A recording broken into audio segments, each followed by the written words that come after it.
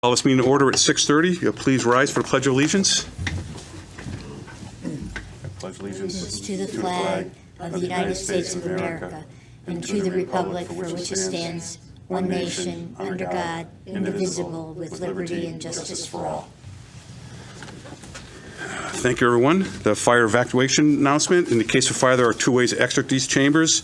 To my left, exit through the council chambers, turn left and walk down one flight of stairs and out of the building, or the exit in the back to the rear of the chambers. In either case, once out of the building, please make sure you leave and walk a safe distance away from the building. We'll be seating two alternates tonight. Mr. Grillo, Mr. D'Antano will be seating tonight, so we have a full contingent. And can we have the roll call, please? Oh, I'm sorry.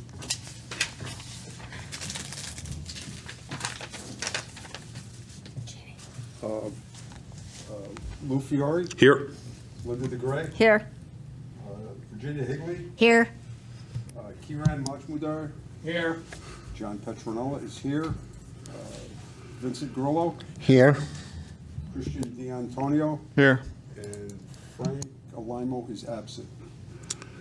Thank you. There is no minutes on the agenda tonight. We'll be getting those the next meeting. The zoning enforcement report. There's none to be had tonight. Public participation. At this point in the meeting, the Planning and Zoning Commission welcomes comments, concerns, and opinions related to planning and zoning in Enfield from anyone who is present, provided that no one may discuss any matter of business at this time that is already elsewhere on our agenda tonight, any matter that is part of an open public hearing of the Commission, or any matter where a decision of the Commission may be pending. If you'd so like to speak, please come on forward. Anyone like to speak? Anyone like to speak?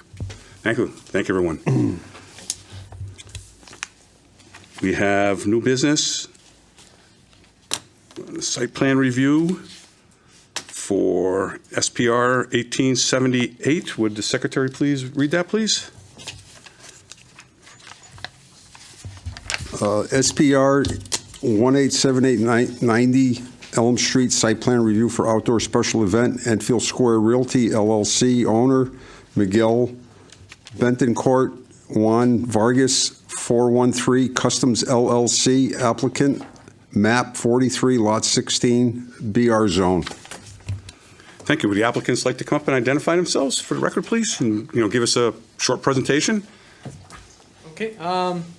My name is Juan. You have to sit down and identify your name and address. Can you make sure the red light's on the microphone, please? Sorry about that. That's all right. Is the light on? Yeah. Okay.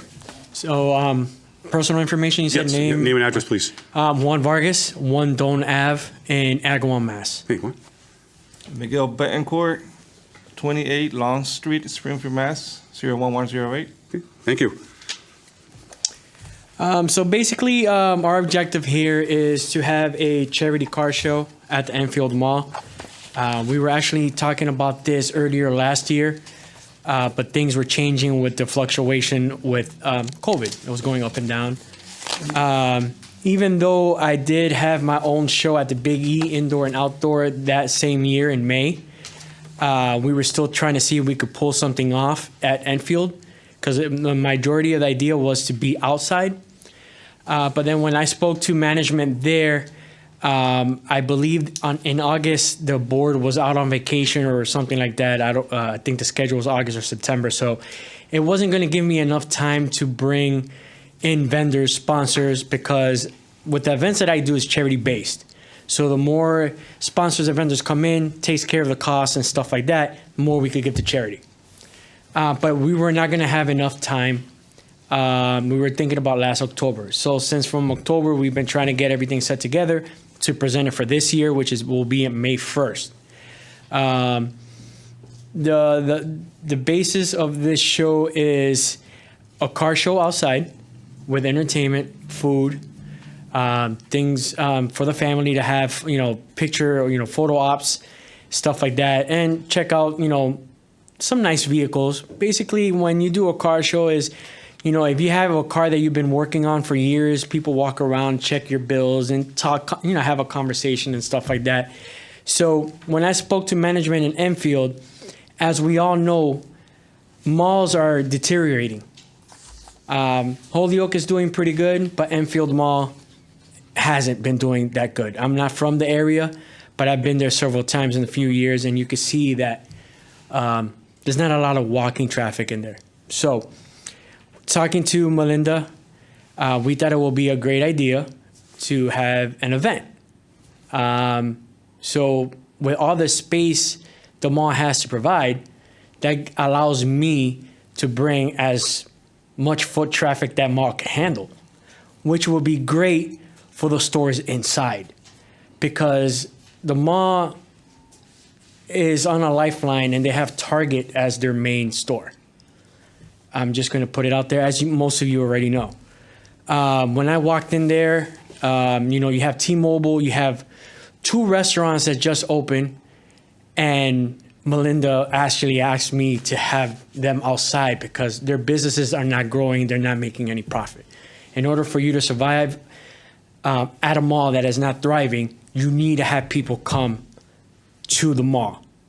I'm not expecting people from local areas. I'm expecting people from all over New England and some from tri-state.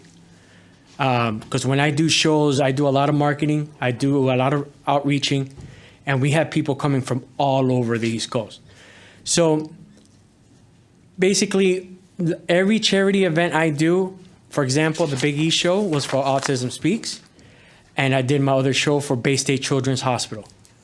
This one will be dedicated to Shriners because my daughter just had her second surgery at Shriners last month. And the reason we haven't mentioned Shriners on any of our marketing or promotion is because you don't want to sell a product if it's still not approved. So I don't want to go up to Shriners. They're already on board since last year. But I don't want to be like, yeah, just sign here because you have to have permits to use their logos and stuff like that. I haven't even done that process yet because we've been waiting to have this hearing. We're trying to make this into a family event. I have been doing car shows. I was a head DJ at MGM from day one to COVID when we closed down March 20th, 2 years ago.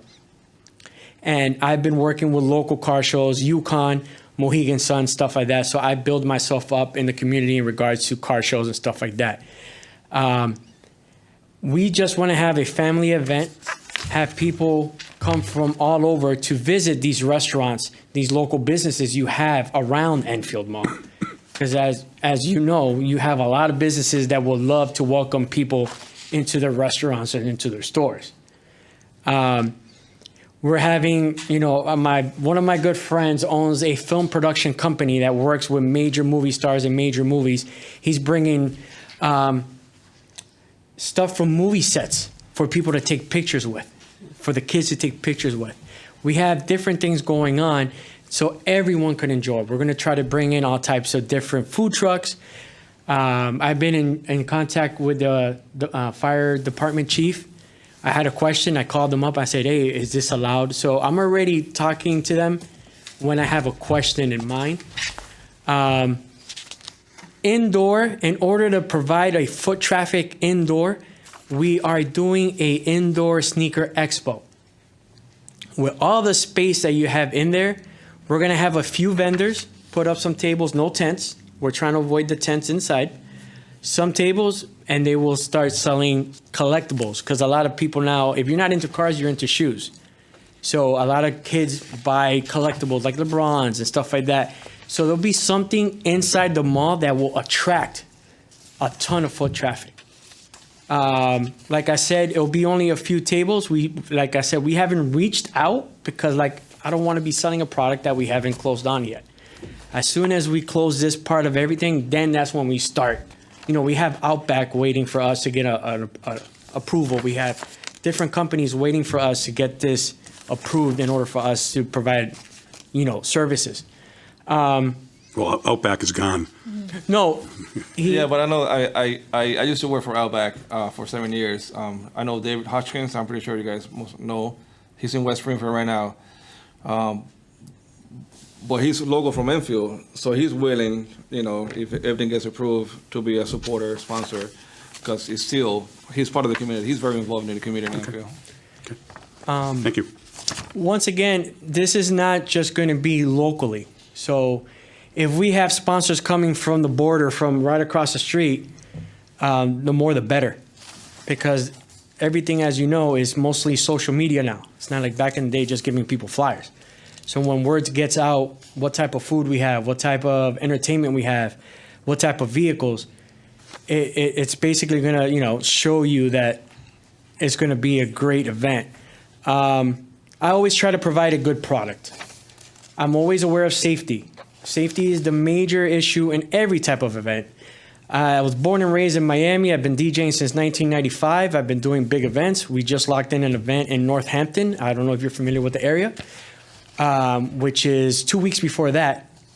So safety is our number one concern. At these car shows, and those who know me in this industry or this car scene, they know that I follow the rules and I want everybody to follow the rules. This is not going to be, oh, let's get in the parking lot, start burning out. That's a car meet. Those are guys that go from one place to another, gets chased one place. No, this is a car show. This is an event that people are going to respect. The traffic, I realized that the traffic at the mall, there's several entrances on the floor plan or on the event plan. We already have ways to have that traffic flow in without any issues. We will have, depending on the capacity, because we have extra space in the back by where the theater is, we are expecting a few hundred cars. We are.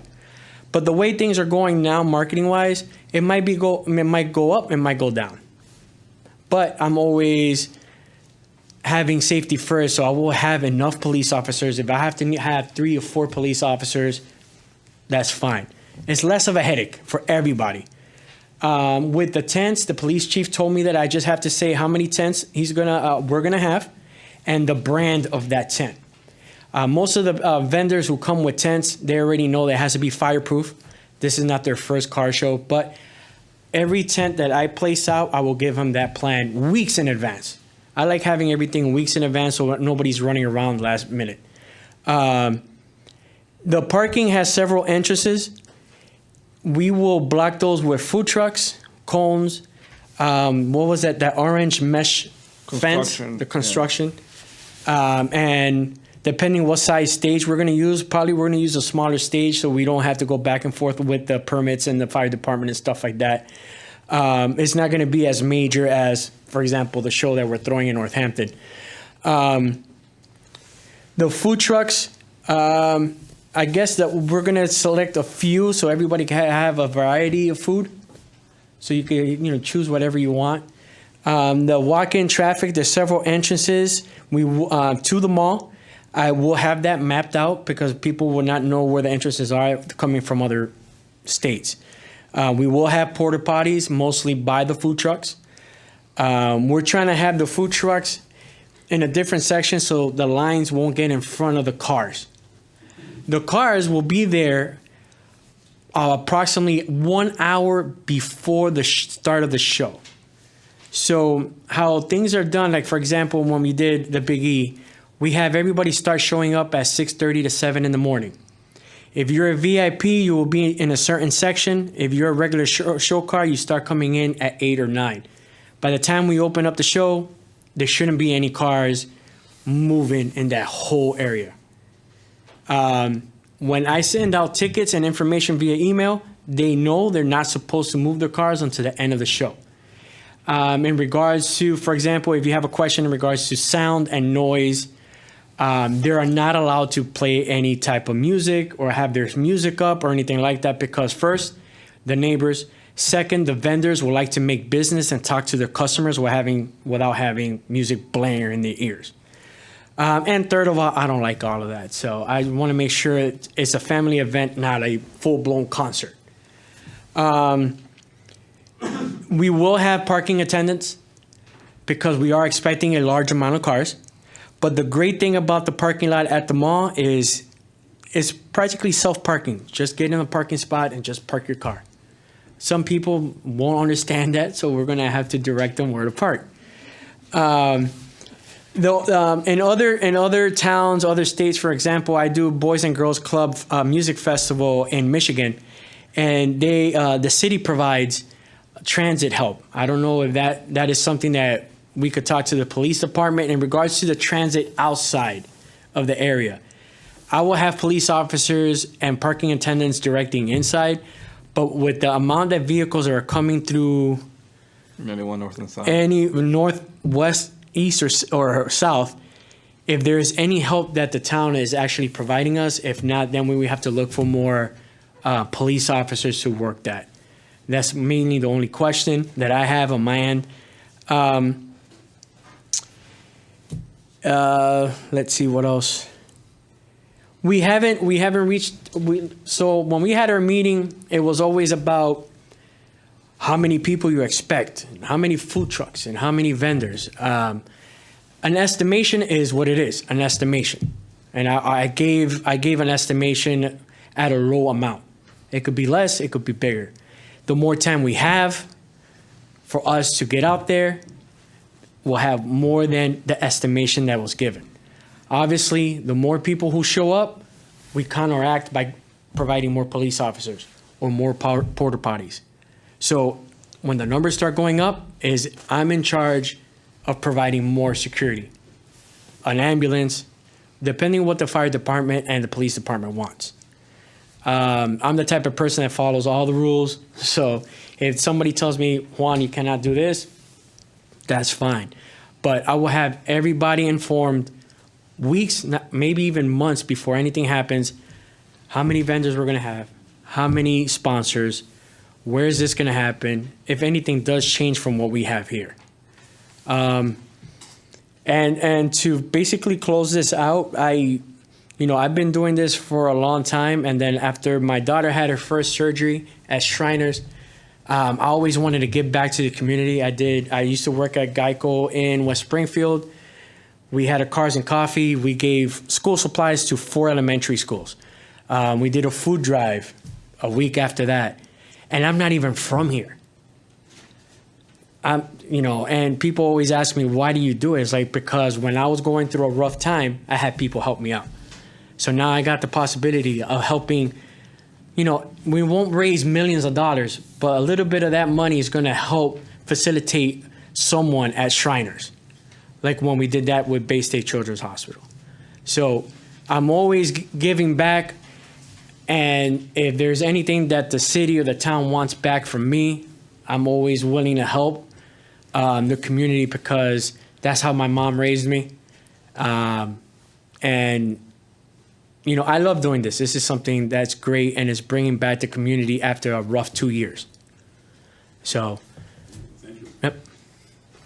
You all said, or do you want to add something too, or? No, yeah, pretty much you said it all. Our biggest concern will be COVID, following COVID restrictions, safety and COVID. We want to make sure, like we say, it's a family event, safety, police officers, and whatever we can do.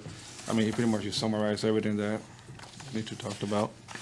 Did you want to add something, Ben, before we start questions here? Yeah, just because this is a one-day special event, did you guys decide on any possible rain date in case, May 1st it might downpour or whatever, just to have that? It's better to ask for it now so you don't have to come back if you have to cancel. So right now as a we don't condition. have a rain date, and it's a good reason why we don't have a rain date. We have been contacted from Atlanta to do a show there. We just have joined a huge show in Northampton 2 weeks before that just jumped on us this week. And people are calling us from Miami and stuff like that. So our brand, our marketing is expanding. So we're getting a lot of people interested in having us there. But definitely, it'll probably be in the summer. But the problem is I have to look at the schedule because everybody's trying to do a car show. So we cannot coincide with a bigger car show, because then, okay, why are we doing it? But I will be working on that in the next couple of weeks. But the way our show is going, even if we have a rain date, they're coming our way. So the rain date, we'll talk to Melinda also, because she might have a farmer's market or something going on. But she told us that she's planning to have us do a show in May and one at the end of summer. That's how much she wants the show here. So dates will change. If that happens, we're going to be looking at the weather like we always do. And if things happen, then we'll change it. We'll come back up to the board. And if we have to do that, we'll do it. But we're still gonna have 1 or 2 great shows here in Enfield, no matter what date it is. Any questions from board members? Mr.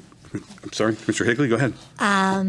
Through the chair, can we stipulate if we approve this, can we stipulate that the assistant planner can approve the alternate rain date when it's presented, as long as you've been told and it works for everybody, rather than having them come back? Yeah, you can make that a condition of approval if, if inclement weather or something happens, that a rain date can be selected at a later date. Okay, because it would be the same, so it would just be. Right, it'd be the change same. of date. Right, change of Okay, date. Thank you. Just remember that.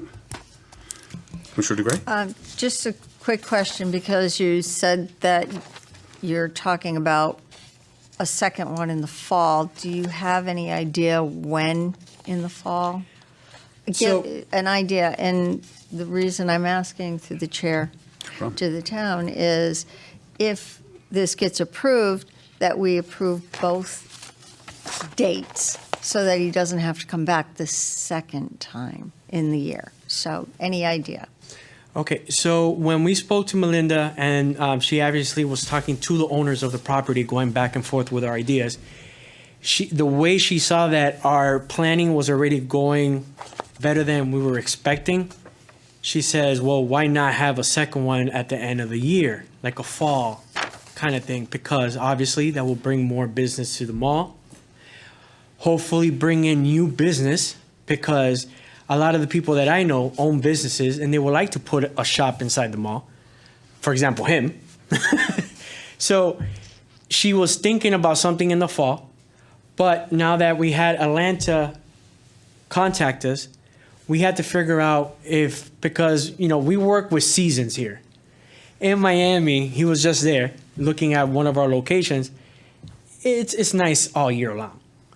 So we have to work with Atlanta. Atlanta gets cold at a certain time too, but it's not as bad as up here. So we could probably do something here in September or in October. October the latest. October the latest, because people start putting away their cars and stuff like that in October, just in case of snow. But they were all on board on that, because they expect the first one to be good, and if you provide a good product, expect them to come back the next time. Okay. And first off, I want to thank you for doing a Shriners fundraiser. I have 2 family members that That's have gone great. to Shriners. Yeah, my daughter just had surgery. The anesthesia messed her up a little, but it's like, come on, you're helping my daughter out. Why am I not going to help you guys out? It's like, Thank you for that. you're welcome. Yeah, hi. I think you have good ideas here. You have good cause here. You already have quite a few different permits. How many more do you need to go? That's number one question. Number of permits you need to obtain. The town permits, you already have contacted the fire marshal, the traffic, security, etc., and the food, the health department, and today you're here before the Planning and Zoning Commission. So that part is good. Do you need any other permits? That's number one. Number two, your previous engagements where you've done things, did you have a great turnout within the same short period of time in which to prepare? And number three, the car show. I have 2 cars in my garage that I'd like to show. What do I do? Do I call you? Hey, I got a couple. So to answer does your, that work? To answer your first question, I believe we have most of the permits, right? We just have to close on. I believe we have all the permits. What we have is, once we get the vendors for the food trucks, they have to get their own permits Right. through the city. If they're not from Connecticut, If they're not from Connecticut. because Connecticut already requires- has their licenses. But besides that, fire, police, Yeah. health department, I think we got everything so far. To answer your question number 2, so my friend wanted to do a car show, and I said, all right, let's do a car show, but we're in a pandemic.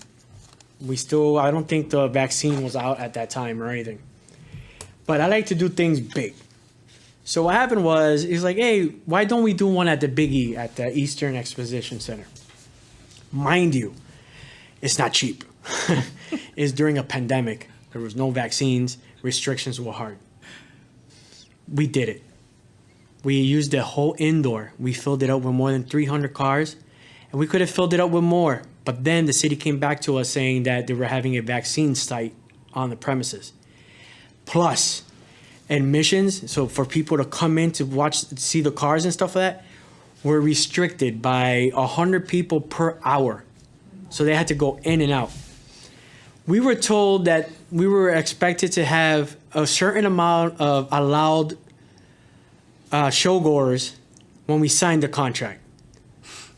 After the contract, that changed dramatically.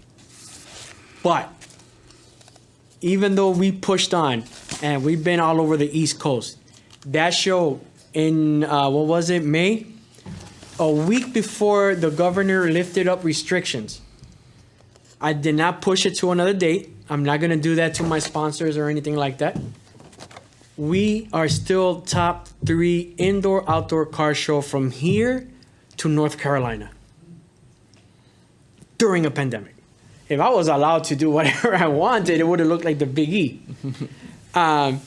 So now that, we are currently in a pandemic, but things are getting better, thankfully. And that's why I'm not going into indoors anymore. We're doing it mostly outside. So we don't have to have those type of restrictions because this general admission is free. So you could come walking from Burger King and just walk through the car show and enjoy a great time. It's free. We're not charging people to go to the show. So everybody's going to go there, have fun, get some food, check out some cars, take pictures. It's going to be a great event, and we're not charging indoor. So that's the answer number 2. We're going to have some great turnouts. And like I said before, we just added a huge 2-day festival in Northampton at, 3 Fair County, with major artists. Like, I was surprised that people are coming. So we're pushing this show here at that show. So with that amount of attention happening in Northampton that weekend, we're going to push it, and this is going to be great.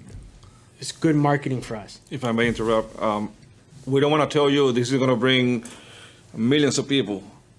We're going to bring some traffic, especially entertainment. It's going to be catered to everybody. Different types of music, different type of activities for the kids, face painting, balloon artists, competitions amongst the whole show. It's like there's going to be traffic. But if I tell you, it's going to be millions of people, I'm lying to you, but we're going to bring some traffic. We're going to go around once, if it gets approved, to all the little restaurants and stores. Listen, we can have an event on this day. We'd like to be a sponsor. If not, that's fine. Just to give you a heads up, there's going to be some foot traffic. I want you guys to be prepared for what's going to happen, because it's going to happen. Yeah, there are people already talking about it. Most of my sponsors are coming from New Jersey, New York. They're coming all the way over here to support this. If you really think about it, we're supporting the community. A lot of businesses are going to benefit from this, because after the show, 6:00, where you want to have dinner? So the other question was, how can these guys do their car? Because we have You know to what? we have to move a little bit here. Send me an email. I got you. Commissioner Petronella, go ahead. Question probably directed to staff, but regarding the rain date, should we time that out, meaning if the rain date's within, say, 6 months, or we just can't keep that open, right? It would have to be within the calendar year. Yeah. Or where you can give administrative approval. Right. 1 year? Yeah. Okay. Otherwise, it becomes a repeat event. But if it didn't happen in the first place, then it wouldn't be a repeat. So it would have to be within the calendar year. So it could be from May 1st through December 31st. Okay. Well, Like you'll that. know probably a week before that even happens. I'll say, look, this is what's going to work for everybody, and then I'll just submit that information to you guys. Any other questions? Go ahead, Commissioner Grill. Thank you. I have a couple questions. You're having all the activities for the kids. You said, where are you having activities? Are they going to be outside, or are they going to be inside? And if they're outside, they're going to be nowhere near the parking in the cars, correct? So we have face painting, balloon animals, stuff like that. We're still trying to add to it. But it's like if you've been to a Shriners event when they have the little motorcycles and they do balloons and stuff like that, we're not going to overdo it, Yep. Because, like you said, the space is tight. You know, I was gonna bring a big slide. I was gonna do a whole bunch of stuff, but this is our first time in an open area like a mall. Mm-hmm. So we want to make sure we do it right the first time, and then come fall time, we can add more stuff for the kids. But for the kids, it's going to be great, and for adults too. We're going to have my movie production friend bring stuff from like movies that just got made, like Black Panther and stuff like that. To take a picture, they could say, "Look, I took a picture with Black Panther's mask, or a teddy bear from Ted," or you know. So we're going to have different things that we're doing, and we're unique in things like that because nobody else in the whole Eastern Coast have done things that we are prepared to do for everybody. But I think Commissioner's question was, when you look at the schematic, I'm looking at your schematic, are you going to have that entertainment part in the food area or in that south of the food entertainment? Yeah, so it'll be in the food area. In the food, Obviously, okay. because, like you said, cars will not be in that area. There will be no cars. And that was just my concern. But I'm not worried about I'm sorry, I all took it the the wrong way. activities. I'm excited at the It's same all time, a little bit It's all right. nervous, so I'm just going on. It's all good. This is great. You know, I myself would welcome this, and I actually know Dave Hutchinson very well yeah. also, okay? I'd like to see you get the food trucks from around here and not bring them in from Mass, but I can't No. say that. We're actually, we actually have a few from this area. You know. The Outback one is because they just moved to West Springfield. No, that's okay because he is from here. Yeah. He's actually Yeah. from town. He lives in town. He had the Outback things. It's pandemic, whatever. This is great. As long as everything is the safety, that's the only thing. I love car shows. I've seen them. The bigger, the better. And you're right. No one's blaring music. Everybody's too busy looking and going, ah, and ooh, looking at these beautiful cars that are out there and what people have done. So I get all of that, you know. And you definitely got a lot of space there. It's just keep in mind, you keep saying about the safety and stuff. You just keep them kids away from where all that traffic is, and it's going to be great. I think so. Thank you. Thank you. Any other questions? Commissioner D'Antoni, go ahead. Yeah, I guess not so much a question, but just a comment, or something you see if you've thought about. With all the show cars, you're going to limit the show cars to that area, right? So if you exceed the spaces, that's kind of it, right? So you got to set a hard limit on spaces. On the map where it says entertainment, this is the extra space needed just in case that happens. Is that for extra space for the show cars? For the show cars. Not okay. But then you have the whole other side for pedestrians who are just going to park just to come to the show. Well, you won't have it by Target. No. You won't have it by Target, so there's one spot on your map there. There won't be any parking for you there. But there's, like he's mentioned, there's plenty of parking. To be honest, if we get, I think I counted, it was like over 800 spots. If we get over 800 cars, that's great. But we have a lot of space.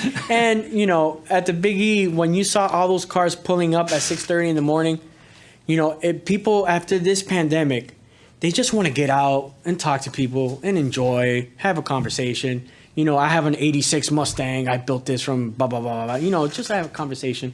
So we're trying to make this I always try to provide a good product because I don't want to have headaches afterwards.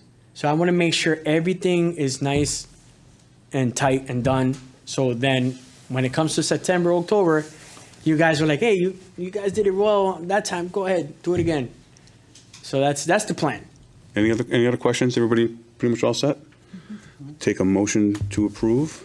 Mr. Chair, I'll make a motion to approve SPR 1878, 90 Elm Street, site plan review for an outdoor special event, Enfield Square Realty, LLC owner, Miguel Betancourt, Juan Vargas, 413 Customs, LLC applicant, map 43, lot 16, with the 26 conditions listed by staff, plus one added condition that to allow staff to give administrative approval for a proposed future rain date.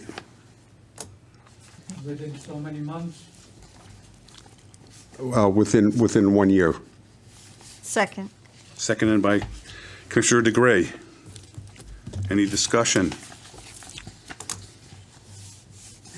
So is there a roll call vote on this?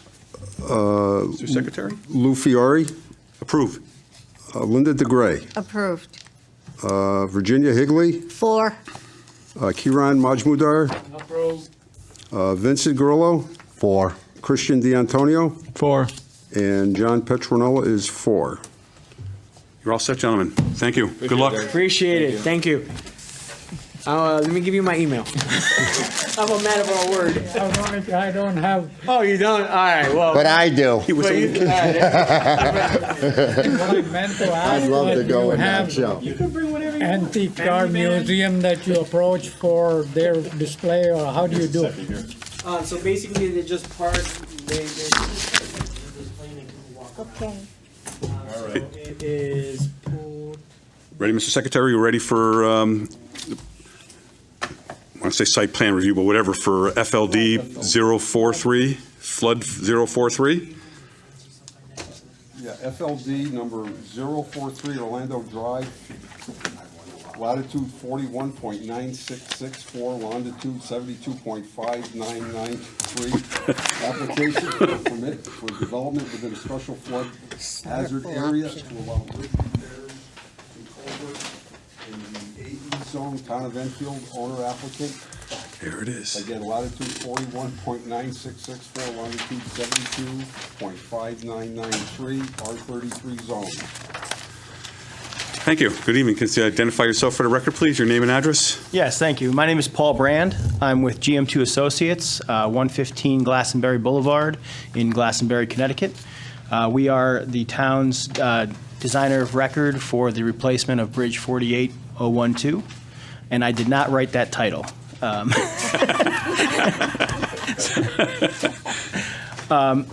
So the project that we're presenting this evening is, again, the replacement of Bridge 48012. Hopefully you can see on the screens, and you were provided with packages before.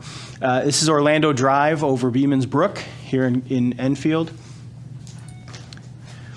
Just to give you a little background about the existing bridge and the project itself. This is a state-local bridge program project, which means it's split 50-50 between the state and the municipality from a cost standpoint. The existing culvert that's there right now is a roughly 7-foot by 5-foot asphalt-coated corrugated metal pipe arch. There's some pictures here on the screen, but I'll share some better pictures shortly. The pipe is in very serious condition, critical condition actually. It's rated a 2. It needs to be replaced and soon. There's major section loss along the bottom of the pipe. There's water flowing essentially underneath the pipe, undermining it at every on a daily basis essentially. This area has historically had issues with floodwaters. The downstream culvert that's about 75 feet downstream of this culvert washed away in 2019. It's since been replaced with only a utility bridge. So that actually, from a hydraulic standpoint, was a good thing for this bridge because that was a much smaller pipe, and water was backing up against that pipe into this pipe in all major storm events. So since then, the pressure on this culvert's been somewhat alleviated, but it's still in very rough condition. So what we're proposing, after coordination with the state and federal agencies, Army Corps of Engineers, CT Deep, the fisheries unit there, they required us to replace this pipe with a natural stream bed structure. So we've proposed a 3-sided clear span rigid frame, which will actually widen the structure to 12 feet wide by 4 feet high.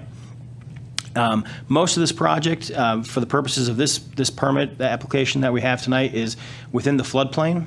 It's a very short project. It's only about 100 feet long. Basically, we're going to be removing the existing culvert, and then putting this brand new concrete 3-sided structure in, and replacing about 100 feet of roadway that's there. So the project location is about 1,700 feet or so to the west of Route 5. It's Orlando Drive is essentially a driveway to the various apartments and condo complexes at the end to the far west. It actually ceases as a public right-of-way right after the bridge. Really, that's our project limits, and becomes a private driveway for those apartments and condos. This is just a street view of Orlando Drive at the location. There's fairly steep slopes on both sides of the road, so you can pretty much not see the culvert from the street itself. You can see on the left side picture there's a guide rail there that'll be replaced because there is a steep slope there. But otherwise, if you drove past this, you'd never know there was a culvert there. Upstream and downstream, you can see that the water flows on a regular basis. There's ordinary high water both sides of the stream. It is a steep bend as it reaches the culvert on the upstream side. So what you're seeing here is the upstream view. This is really where most of the problems lie. You can see over the years, especially in that upper right corner, there's a steep embankment that climbs up here. And that embankment has pushed into the metal pipe, the arch, over the years. It's essentially causing it to fail. Under high flow pressure or high pressure flow, water actually gets around the top of that culvert. Donald Nunes from the Department of Public Works noted the other night at our wetlands hearing that DPW is out there on a regular basis trying to plug those holes and maintain this pipe, and they've tried to keep it going as long as they possibly could, but it's in very rough shape. This is some pictures from the inside of the culvert itself. You can see section loss in the bottom of the pipe here, where there's basically no bottom of pipe anymore.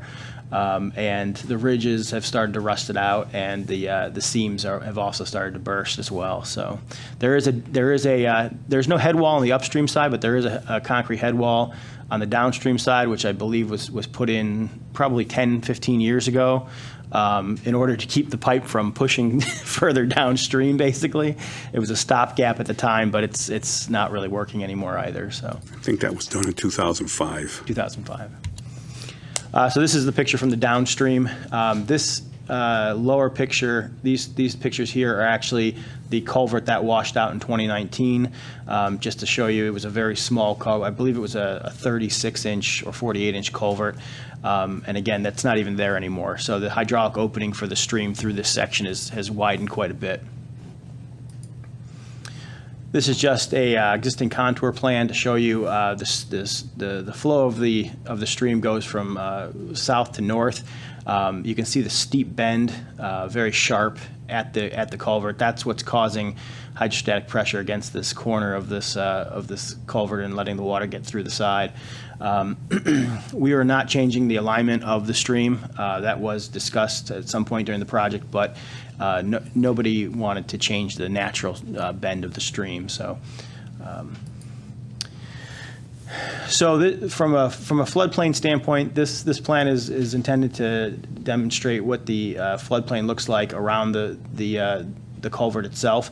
The orange is the proposed culvert. The blue is the existing stream. The yellow and green, the green is the calculated floodplain. It's based on an elevation of roughly 85. The yellow is the floodway. This is in an FEMA AE zone, and it has a regulated floodway. So where you see them combined, they're coincidental on top of each other in those locations as they cross, basically as it crosses the road. But you can see our project limits are essentially from here to here. So almost the entire project is located within the floodplain itself. There are minor fills associated with the project. Basically, the new culvert is slightly longer than the old culvert in order to address the angles of the way the water comes in, give it a more square entrance into the new culvert. However, because we're removing the bottom of the culvert, and it's going to be a natural stream bed material on the bottom, and we're widening everything, that fill is offset. So it's a very minor fill, less than 20 yards of material.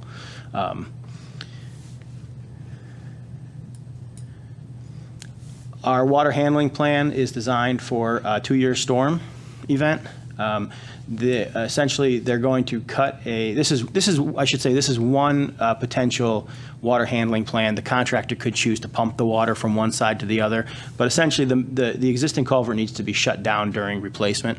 The proposed plan that we have is to put a temporary 48-inch pipe from one side of the stream to the other to allow the contractor to work in this area. So this pipe is sized for the 2-year storm. There would be sandbag coffer dams on both ends to support the temporary pipe.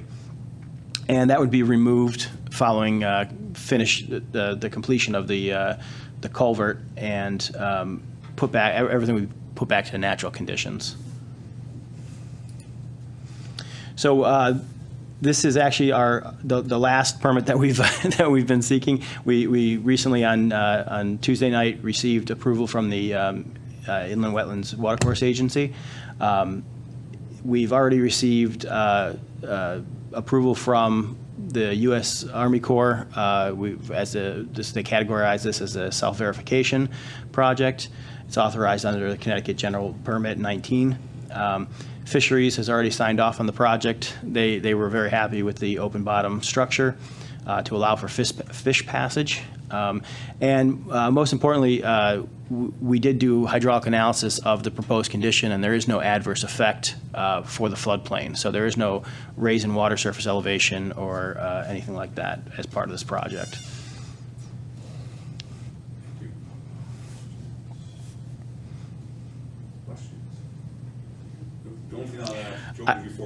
I'm not as fun as a car show. That's all right. I mean, the only thing I was joking before with my fellow commissioners. This is the third time I've had to deal with Bemis Brook in the last 25 years. So hopefully this will be the last time. This structure will. This is a real. It's essentially a bridge. What we're proposing. Yeah, absolutely. To yes. put in place of this, which will provide a very long service life for this road for 70 plus years. So. Yeah, it's a whole different design than what we've been trying to do there for the last probably 40 years. Who knows? Yeah, totally different.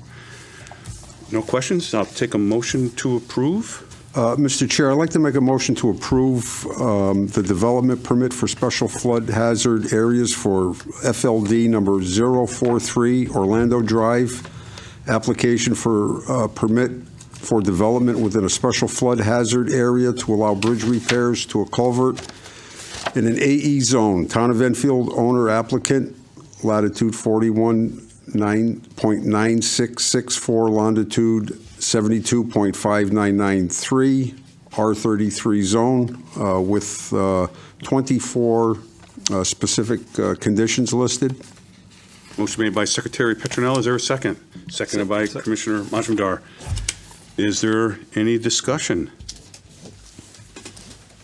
Thank you. So I take the Secretary, please. Roll call, please. Lou Fiore. Approved? Linda DeGray. 4. Virginia Higley. 4. Kiran Majmudar. 4. Vincent Grillo. 4. Christian D'Antonio. 4. And John Petronella is 4.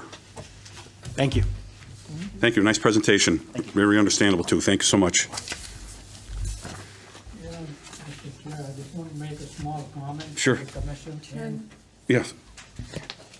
I just want to make a small comment for the commission and the staff that this was a safety-related project. I've been on that side of the fence as well as now on this side of the fence. We should have some kind of language in our regulations that will allow the staff to review and approve rather than have the entire commission involved. To me, this commission is charged with adding value to the town, to the community.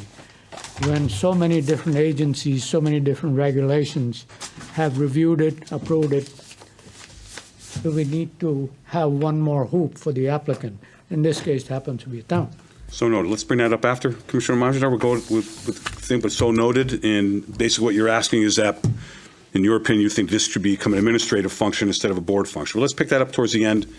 when a proper time on the agenda, but so noted and good comment. Thank you. From the chair, are these gentlemen here for item, to help us with item B of other business? Yes.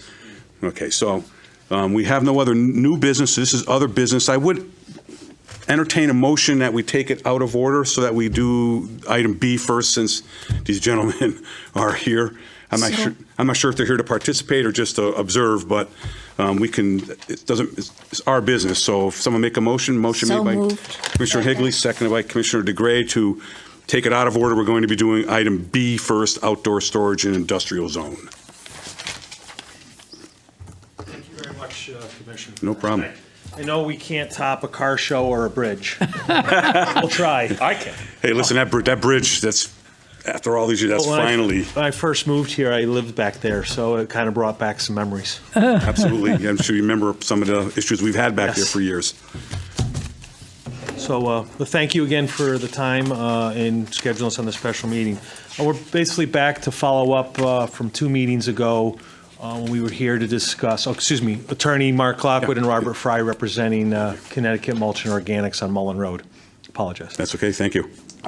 Following up on the proposal to change the text amendment to allow for increased outdoor storage in the industrial zone. We discussed last time some of the parameters for that. The commission had asked for a sample drawing. We provided that to staff just to show, and I know we're not talking about that site in specific, but just to show you how some aisleways, and there were some photos sent. I also note that staff had added some suggested language to the proposed change in regulations, and I think those really do complement the existing regulations and strengthen what's already in the zoning code for that. So it complements rather than really changes it. So I didn't see any issue with that, and we're just kind of here just to see if we can get the process going. We'd like to, at some point, get this over to CROG, so then you can have your, the public hearing on it, and then, our intent is to come back for the specific parcel to discuss the storage.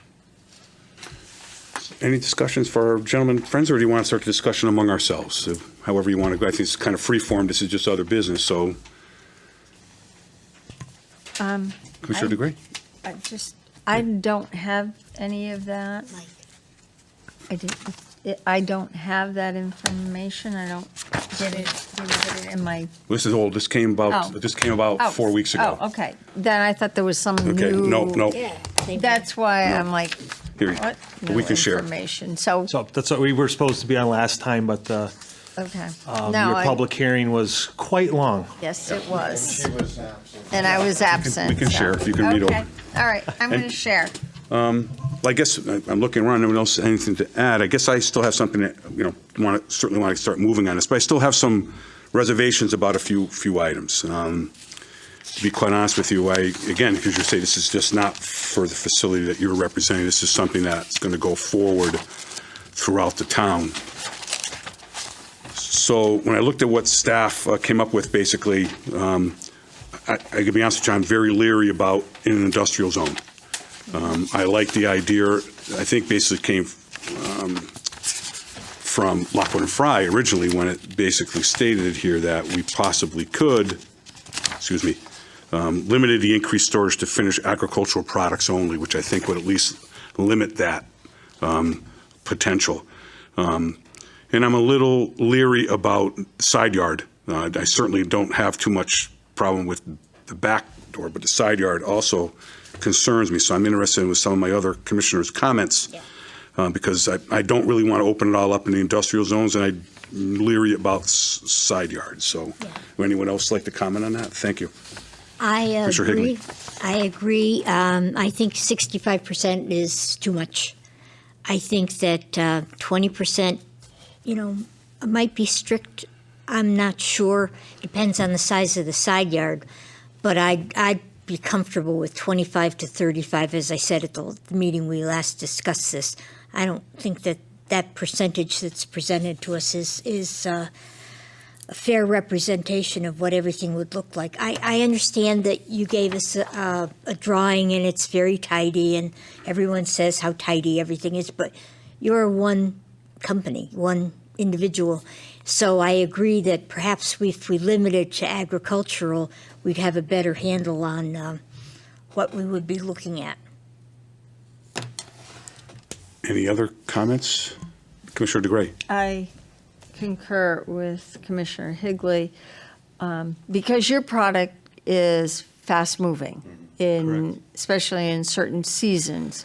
So your product is going to probably be there and gone within a week, 2 weeks, 3 weeks, whatever the turnover is. There are other industries that if we approved it in the industrial zone, their product wouldn't have such a quick turnover. So I think keeping it to the agricultural portion is a better idea. As far as 60%, that's a little high for me still. Around 35, 40% would be okay with me.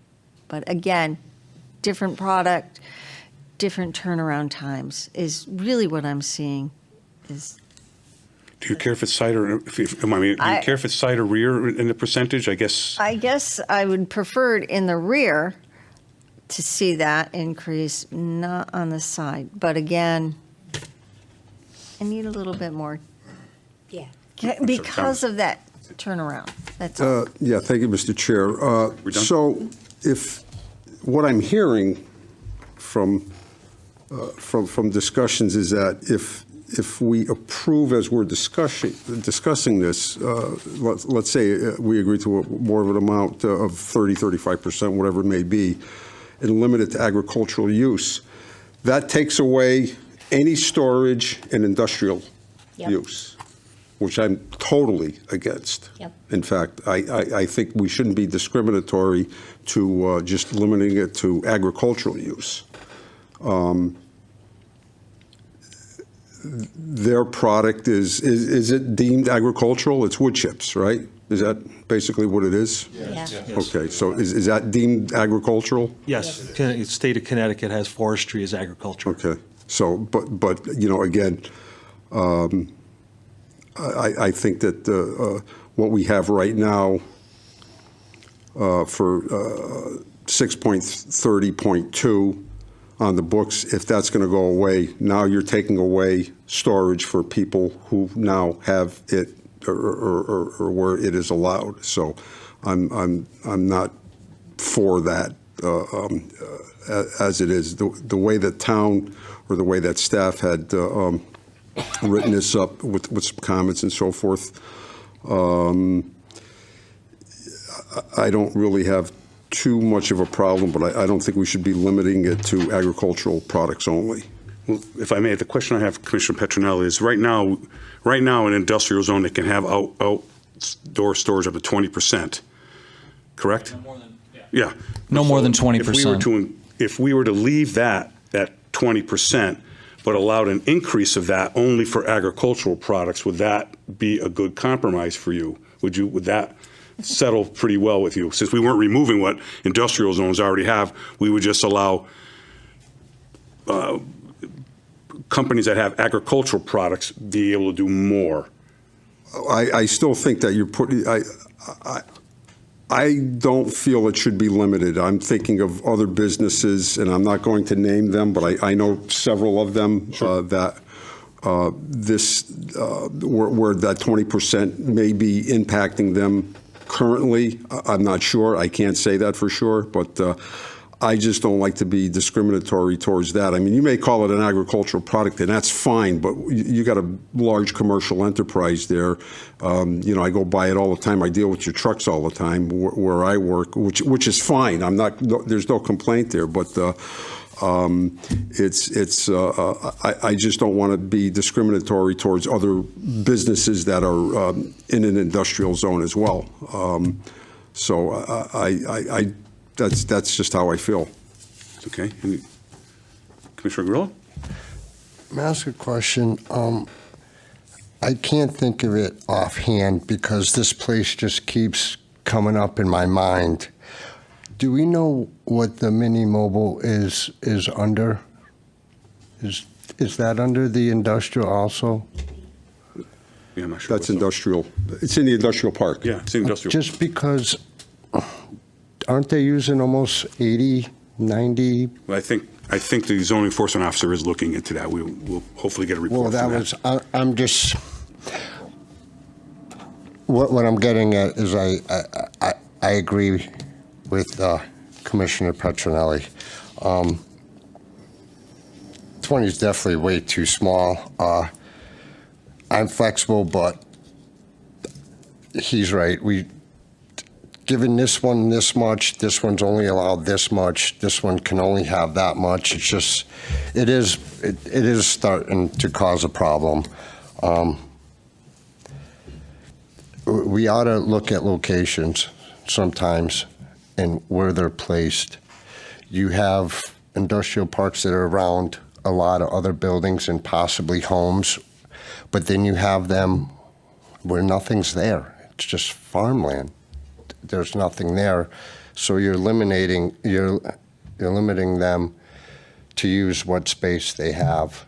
I'm not saying go for the whole thing, but maybe we should look into it a little bit. It's only an opinion. And I guess what's fair is fair. Location certain matter. Okay, thank you. That's it. Thank you. Commissioner Mazadar? Yeah, I think the 20% is very restrictive in the industrial zone. We are taking away a lot of the usable area that the industry may have for that specific site. So I think there should be a general change in the text from 20% to something much higher, 50 maybe, as to having it specific for only certain use within industrial. I think that's highly discriminatory, not a good idea, in my opinion. As far as the industrial zone located near a residential area, there is protection already built in that we have buffer zones between residential and industrial. So that already exists. So within that, you don't need additional restriction on the industry to not do certain things. So in my opinion, changing the text from 20% to much higher percentage in the industrial zone is quite appropriate. Thank you. Commissioner D'Antoni, you have something on to add? Sure. Yeah, I think the one comment was about the side yard to consider. I mean, I think they've brought up a good example of a large parcel of property abutting another industrial property. I think that there is reasonable. I think there's good reason for us to consider adding the ability for them to take use of the side property. I mean, it's still going to come to us for a special permit. I believe, at least they propose, or the screening. They can require us to screen it as per their point number 3, which is a good. I like that, having them come to us so that we can determine if there's additional screening needed. Gives us a little flexibility. I mean, right now it says all, but I think it can be site dependent. Yeah, I mean, a 60% I think is unrealistic, even if the impervious coverage is slightly higher. I mean, just with parking requirements and just general site usage, I don't think that would need to be maxed out. I think I think we're all pretty much in agreement of talking somewhere kind of in between 20 and 60%. But I think it's reasonable to allow side usage. And also a good point maybe to discuss is they also bring up a height restriction, which doesn't exist today in the outdoor storage section. So I like that idea. I'm not sure about the height, whether it should be higher or lower, but that's a good point that they bring up. That height restriction was taken from, that's the accessory structure height restriction for the industrial zone. That's where I took it from. Any opinion between the industrial and agricultural? I agree with the avoiding the discriminatory uses, I do think it's safer to just to have a single restriction, a single level for everybody. Okay. Commissioner Petronelli, you have something else you want to add? Yeah, another question. I think I brought this up at the previous meeting. I had asked if you could put together a plan that showed your storage area where you were going to plan on putting the storage and where, your roadways or access or anything like that. And I thought at the start of your presentation today, did you say that you had submitted something to that We had effect? given full-size drawings to office, showing the aisleways, and then we had some photographs of the, Yeah, that's this right here, right?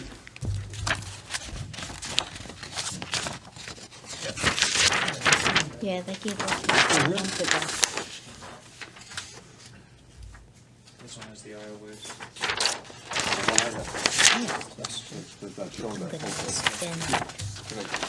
Ask him.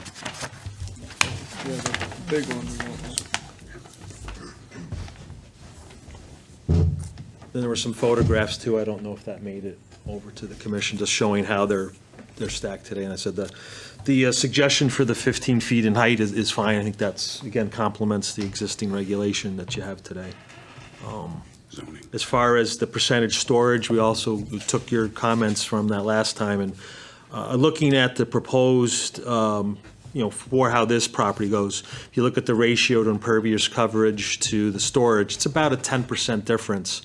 We looked at, if we lowered it to, say, 50% to consider instead of 60, that gives you a 16% delta, not quite double of what this applicant is, but that would be something else to consider. I also agree with, this lot is unique, it has a large potential side yard, and I think it abuts another industrial zone, so it's kind of where we're coming from to have that looked in the special permit process.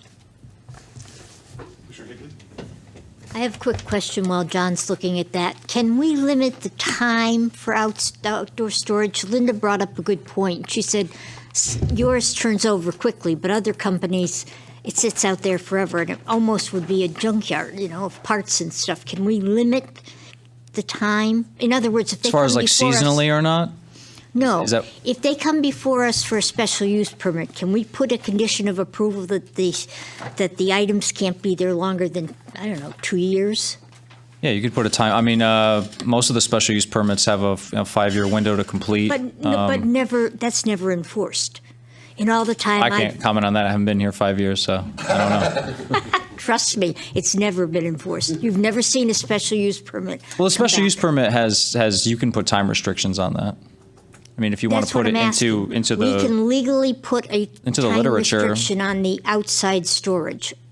as far as They come Like to us days with a plan, or- and they want to put widgets, 2,000 widgets in their backyard, in their side yard, which equates to 50%. Okay? Now, 5 years down the road, they still have 1,999 widgets out there. So can we put a time limit on how long a certain product can stay out there? I would have to look. I would have to check other towns and see what they're doing with outdoor storage I would and be see if they interested have in any time finding out, limits 'cause on otherwise it would just storage of be- exterior. Instead of storage, it would Storage. be borderline junk I think that parts, Not- you know? We're not playing you guys. Well, part of this, not scattered or about throughout the site, that's in here too.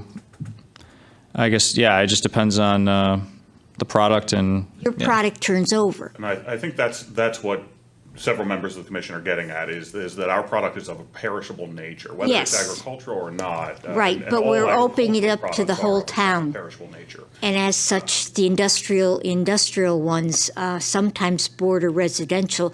And even with a buffer, it takes years for the buffers to grow up. So in that meantime, those people are looking at those widgets forever.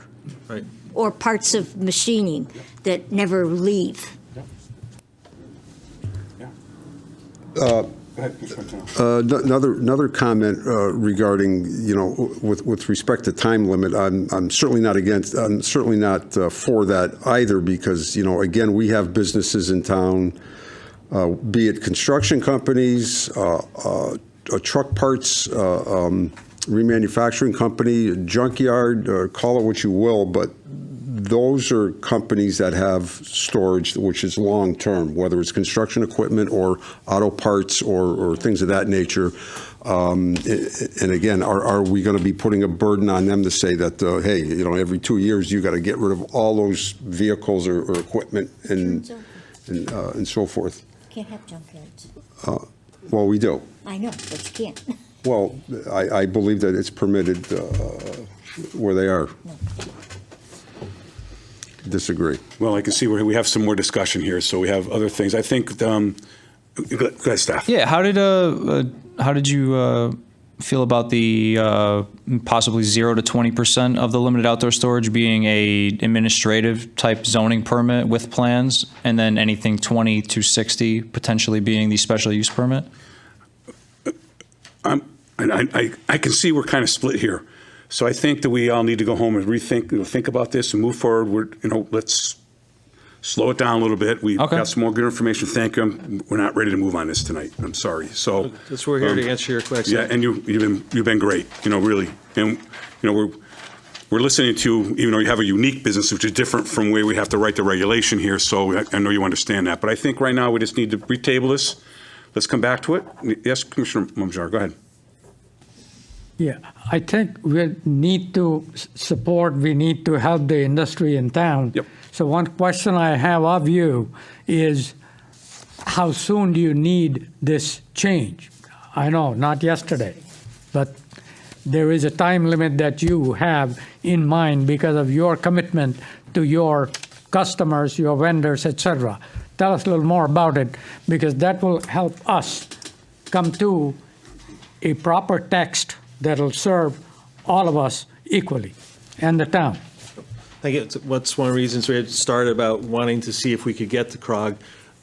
This product's used mostly in the springtime, correct? If you think about people mulching and things. We're getting a little later in the process, but it'd be nice if we could get something in place. It might, still in the springtime of this year. I know we have a 30-day window with CROG, and the commission's got to do some hearings and stuff. So it'd be nice for us to get something in place for this spring, maybe late spring. But understanding that, we have some additional hurdles to go through. But we would like to get this done sooner than later. I mean, it is a burden to this particular property owner. It has, as you can see, quite a lot of space, and they just can't use it all. And they can't use their facility efficiently. They could be having mulch there right now, ready to go to market, but they can't. They're capped out. Yeah, their fault. Yes, go ahead, Mr. Momjar. What I'm trying to suggest here is that we should come to a new or revised text as early as possible. Sure. Between the staff and the commission. That's number one. And number two, is there a mechanism that could allow them to use the yard to a certain extent temporarily until we come to a proper? Not to my knowledge, no, there's no No such temporary thing. exterior, no, outdoor storage, no. The yard itself has to be completely prepared for them. Okay. They need a lot I mean, of time. I'll state as the chairman is we won't let this sit. I mean, we will not sit. I mean, yes, it did last meeting because I'm sure you guys are aware we were over the top. We will not let this sit. Thank you. And I also, want to mention that, and I probably, not that it has anything to do with this, but we are going to have 2 more additional members, I believe, by the next meeting. So it'd be nice to get those 2 new members' comments on something like this. So we won't let this sit. I think, Mr. Chairman, again, for what we're talking, again, looking at the whole industrial zone as a whole, and I hear the concerns, and, our product is different than others, but, we're here to work with you, and, ideally, we'd like to have, a percentage that the commission can have the flexibility to look at each lot, as we said before, the special permit process. That's why I think the side yard, I think 60 we concur is a little bit more, 50 might be good. I mean, we're here, the plan here shows about 40 for this property. I could come here and say that's what we want, but then it doesn't give you flexibility for maybe this other place is 45%. So we're trying to keep the macro picture as well. And that's why. We have anything else, Rob? Or? No, thank you. Thank you for the input. Much We appreciated. thank you guys for considering this, because it's something that, I think will help the business, at least it'll help this business. I mean, we got to come back and present the special permit for you, and you can ask more questions about the product and that, so. Okay, great. I'll take a motion to table this. Motion made by Commissioner Grillo to table it, seconded by Commissioner DeGray. So again, we will not let this, No, thank you. we will not let this fester. We'll Thank talk you. with staff some more. Ben or LaFleur, you have some questions on it, so, thank you. Thanks for moving this up in the agenda. No problem. And Ben, did you get enough info, I think, there, so we can, I don't know if there, at least for the minutes, so we can go back and read all our comments together? Yeah, I think I have enough to, I can adjust this accordingly for next meeting, so. Okay, thank you. Yep. Thank you very much. Okay, good seeing you. All right. Probably should because we did table it, so we might as well be precise with Roberts. Will somebody please take item A off the table? Motion made by Commissioner DeGray, seconded by Commissioner Higley to take motion A off the table. All those in favor? All right, discussion on the marijuana. I hope everybody had a chance to read it. I don't want to make my comments first, so somebody else have some comments, please. Did you? I don't have it with What me, could you- so I'm fine. Okay.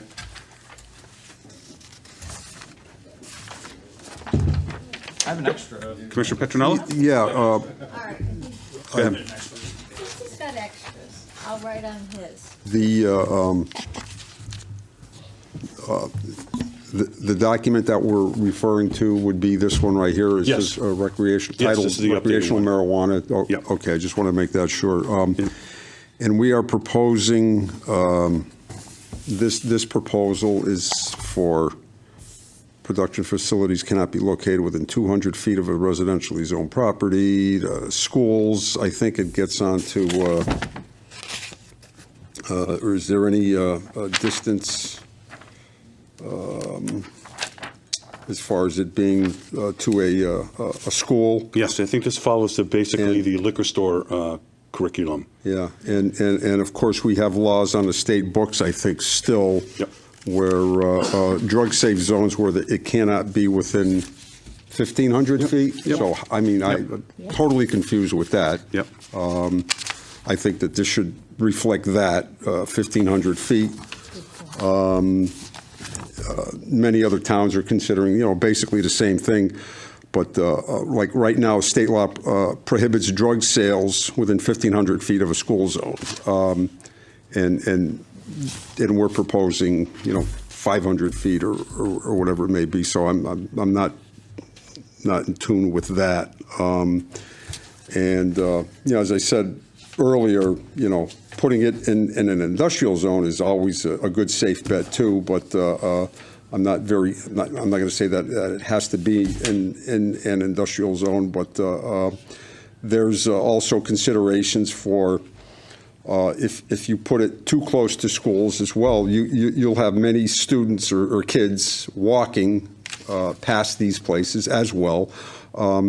And I know that we're not expecting young kids or even high schoolers to be able to walk in a place and buy this stuff, but it's just that whole perception of exposure to it and so forth, which I'm just not really for. So I think we ought to really consider these distances, and I think that they should be at least in tune with what the state drug-safe zones are as it pertains to school zones and so forth.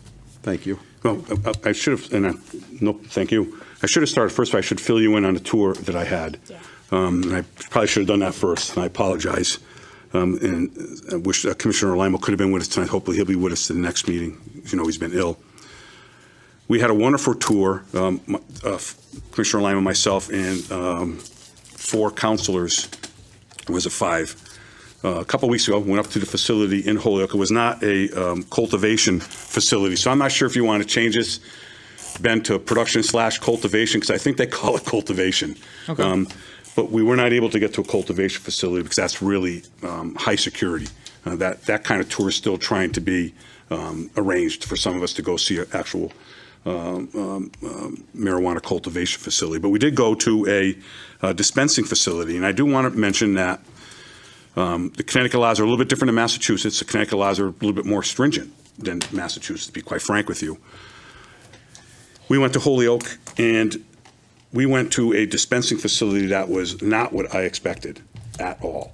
It was a truly what I would say, a destination. In other words, 21-year-old Johnny Joe is not going to be going to that kind of facility with $20 in his pocket to buy a bag of marijuana and smoke. They were telling us and they were showing us that basically the person who comes in there, it's a destination. It was a wonderful facility that was set up like nothing I've ever seen. From municipal marijuana to ice cream to gummies to just smoking marijuana. And the average person was that they dropped $125 there. So it wasn't like someone went there, off the school bus or took a cab and bought a $25 bag. Not saying that those facilities don't exist in Massachusetts, but they're not the majority. And I don't believe, as far as I know, in Connecticut, their laws will permit that type. They're more destination orientated. So hopefully, I was very much impressed. I don't want to speak for Commissioner Lima, but I think he was too. Was like, we did not expect that. And I believe 2 or 3 other council people felt the same way. This was not what they expected. This was a high-class operation with employees, top security, went through all their security procedures from how they transported marijuana from their cultivation to their dispensing facility or store, whatever you want to call it. They call it dispensing, facility. Top-class security, all kinds of computerized and lockdown situations with everything. So we were pretty much impressed, at least the way this company ran their whole operation. Of course, that's only one company, and I'm not going to say they're all like that because I wouldn't do that. So hopefully we get to see a cultivation facility also, so we can get an idea what that's all about. Ben, could you give us, not tonight, of course, but could you be able to find us the state safe zone feet and? Yeah, I'll take a look. I mean, this was based off of what I found on the state's website, as well as some other towns, and alter the distances. Right. These are to be honest with you, Commissioner Petrone, these are not in all cases, you're absolutely correct, but these are the distances that a lot of the other towns are using as their breakout points for where it can exist or not. The other thing is I definitely did appreciate the effort put in so that we could separate out the Townsville district, because as you know, that is a total different district than everywhere else. So as you can see here, there is a separation for Thompsonville. Yeah, that was drafted just as a starting point, just to Yep. give you something to go off of. Absolutely. It's a more condensed zone, so we needed to have something a little bit different. So based on that, I'll entertain any more questions or conversation. Commissioner Grillo? Definitely don't agree with the 500 feet away from a school. That's way too close. Way too close. Okay. That's what it says, as we're doing it within 1,000 feet of another existing dispensary, and then it's saying we're within 500 feet of a school. That number should definitely be raised by quite a bit, like Okay. triple that number. Okay. I think that's what Mr. Petronello was. And I Commissioner Petronello? agree with him. That Okay. 500 feet it's not that far. Okay. And at school, you have no choice but to walk by. So it. you want to see 500. 1,500 feet from schools, public buildings, public parks, public and private recreation areas, and places of worship. At minimum, Okay. I would. That's just me. Any objections to that? I mean, I'll point out the alcoholic liquor regulations have it. on the books today is 1,000 feet. 1,000. just So for- you want more? You want more than liquor stores? I mean, I'm only one person. Yeah. I'm just I saying. guess that's my point. You want more than liquor stores. For that particular. No, you were saying that all the production facilities or cultivation facilities and all dispensing facilities, you guys want more than what we have in place for a liquor store. I guess that's what I'm asking. I'd like to see 1,500 feet minimum. I'd like to kind of have an informal vote. So you want 50, you want more than a liquor store? Yes. You want more than a liquor store? No. You want more than a liquor store? It's 2, no? Yes, You want more than a liquor store? yeah. You want, For that Yes. particular. you do too? No. But we have 4, so guess what? It's 1,500 feet. We lost. That's the way it goes. You win some, you lose some. So we're going to have our restrictions for marijuana dispensaries. So at this point, tonight, without the 2 new members, is more than a liquor store. That's what you guys want. More than a liquor store. Yep. Okay. Do we want to address any differences in Thompsonville as, Yeah, because if you do that, you're gonna say you can't have any of these facilities in Thompsonville, so you can never use this as an economic development for Thompsonville. Just the school area that concerns me. I'm not so much about anything, just being, you know, I guess 500 feet isn't much if you said 1,000 or if you said 15. I guess they're right there in numbers, but not so much the tall buildings, it's really the school Yeah. that bothers me. That's really the only, So would you be willing to at least have the liquor feet and then break out just 1,500 for schools? That's what I that is wanted. definitely, Okay, I would definitely agree with that one. Okay, As long as so- it's the school. see how we're working here? See, all right, just trying to find a nice middle ground here. So it seems like, I know Commissioner Petronella probably not, but I'm looking around so I can see him, maybe so, I shouldn't speak for him.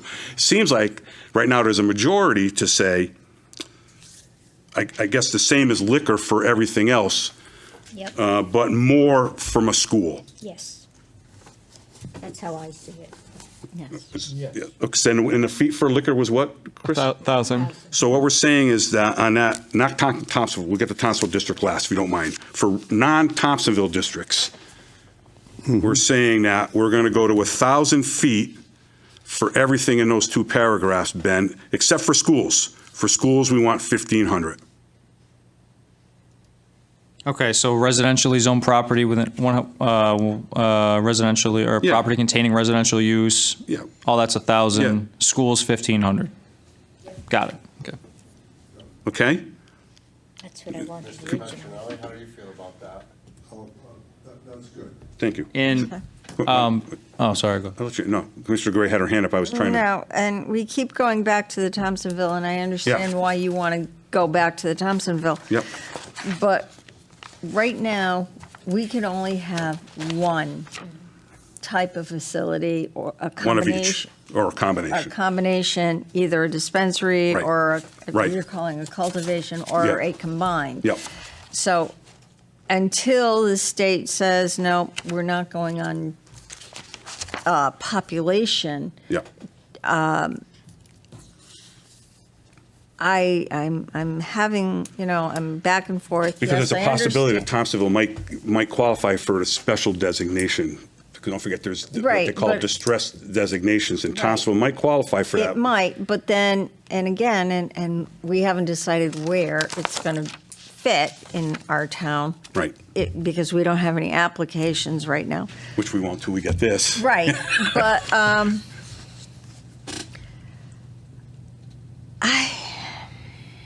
I think we have to treat this right now just as a town-wide thing and not separate the Thompsonville, because Thompsonville, though it's the distressed area of town right now, has the capability to, and let's pretend, and I don't want anybody on TV watching this thing that we're going to put it at the mall. We are not doing that right now. We're just talking. And I'm making that clear. If it were to go in an area where there is a lot of businesses, the people from Thompsonville have access to those businesses through the bus that we have, the Magic Carpet bus. So to just kind of always look at that as a separate, when we have this bigger issue of, first off, we don't have anybody who wants us yet. That's the first thing, and we have to still figure out distances in that. I understand the concern of Thompsonville, because Thompsonville is always in our forefront. We want that revitalized, we want that moving. We got the train going to be stopping soon, It's a unique district. It's a very unique district. I get that. And then we also need to decide is if a cultivator just were to come, where would we want cultivators to be? Where would we want dispensers to be? And then in the unique situation where they have the combined, where would we want that? So Well, I can't tell you about the many. cultivator. Yeah. I can share this with you about the cultivator. From my understanding is a cultivator, not dispensary. A cultivator is going to need a big building. Yeah. So it's not, nobody's going to set up probably a cultivating business. Like, I don't know this for sure. I'm just speculating a little bit here. But no one's going to set up a cultivator building in Best Buy because the building's not big enough. They want a lot larger building to cultivate. And also, I understand as of today, I believe Connecticut law also would allow for cultivation to be in greenhouses, but I'm not positive on that. I think they have to be covered. They have to be covered. They have to be covered. So again, you're right. And I don't want to dwell on Thompsonville. I don't really. But yeah, you're absolutely right. You look at Thompsonville. There's not a lot of space. For dispensary, but probably not cultivation Right. at this point, unless somebody comes up with something. Right. But I don't think we want, the key here is for some economic revival, I don't think we want to limit it so that someone who was able to find a facility or want to build one in some area in Thompsonville was limited because of the special uniqueness of that Right. district. That's my point. But I'm also looking, and there's one place, there's a strip mall in Thompsonville that just, Not big enough for cultivation. no, definitely not cultivation, but would be large enough to house a dispensary. So, again, to make that a unique area, because there are places, and again, I don't know how big a dispensary is going to be. If it's going to be 5,000 square feet so that people can mill around, and I don't know. Or is it just like a little storefront? That, We don't really know. We don't really know in Connecticut. I said before, I went to one that was not a little storefront by any means. Right, so. It was quite a unique place. Having said that, they'd have some of those in Massachusetts if you wanted to use them as a guide or a reference. We did not go to one of those. We're not really interested in one of those. Right. Right. And that wasn't why we wanted to do a tour. But, so I think Thompsonville, if it was going to have a dispensary, would have that ability, because there are storefronts in Thompsonville that would be able to accommodate it. So to separate it out as a, But the problem with the Townsville district is the feet between public buildings, public parks, public and private recreation areas, and churches. It's much more condensed district for those of you who have grown up in Townsville. yeah. Like I did. It's a much more True. condensed district. Yeah. Where that, you get to the 1,500 feet, the 1,000 feet, it just might not work in town. You're really limited. You're almost saying, it's not going to happen in some, forget it. It's not going to happen here. That's what the commission wants to do. You bring up some good points, and we don't have to decide this tonight. no, We're- I'm just talking Yeah. because, and like I said, we're not putting a dispensary anywhere at this point or a cultivation. Nope. I want to make that clear to anybody listening. But the problem is we don't want to limit the ability to be able to have that in the Thompsonville district to the Right. best of our ability. If it gets limited, it gets limited, right? Yeah. By natural things, Yeah. out of our control. The room in the Thompsonville, realistically, do we have the room in Thompsonville district for a dispensary? Oh, sure, for dispensary, sure. Cultivation might be a little difficult. Are you asking me personally? I don't really know. I can only visualize maybe 2 places in Thompsonville where someone would probably do a cultivation would be worth their business investment. But for dispensary, sure, there's a lot of places in Thompsonville for dispensary, absolutely. But again, that's why we wanted to break out Thompsonville, because it is different than any of the other business zones. I mean, it's a unique district. Right, and you can't like limit them, either not give them, and say, we can't put anything in Thompsonville either. Right, but Right, if right. a dispensary comes and they want to locate in the Thompsonville area, So I just There wish are I could places. kind of visualize where you'd be, because I have been in dispensaries, and they're not small. No. They're not small. No. No. They're not at all. They are, right now, they are a destination, right now, they are a I'm sorry. I shouldn't interrupt. I apologize. No, my fault. They are not, generally speaking, and maybe because the fad of it being legalized or somewhat legalized is kind of new, that'll wear off probably over time, like anything else, right? We've seen in our lifetimes, right? But right now, the fad is they are destinations. I mean, people travel to go there. And a lot of times quite frankly, this company actually was telling us and showed us some graphs that people don't, and a lot of times they don't just spend money there. People are driving to these locations because there's not many of them. They're dropping over $100 a visit, and then they're going off and going to eat, and they're going off and doing this. So it is a draw. It is a destination. Not in all cases. I'm sure there's a percentage where that's not the case. So anyways, the reason why we broke out, I asked for Thompsonville to be broken out, was the fact that because it is a unique district and we don't want to, by the footage, eliminate it. Potentially just eliminate it totally. So, I mean, just food for thought for you. Mr. Chair? Yes. If we approve the Thompsonville district, as it is, I mean, that's fine. We can always amend it, but I think, I don't want to sit here and try to guess that, well, it could go here, but it can't go anywhere else, and then now we're trying to rezone the town or whatever. Right, exactly. We don't want to get into that. No, we don't. So I think if we approve it as is, to do it in the Thompsonville district, eventually we're going to get feedback from the public or from applicants, and maybe at that time we look at it and we amend the zone.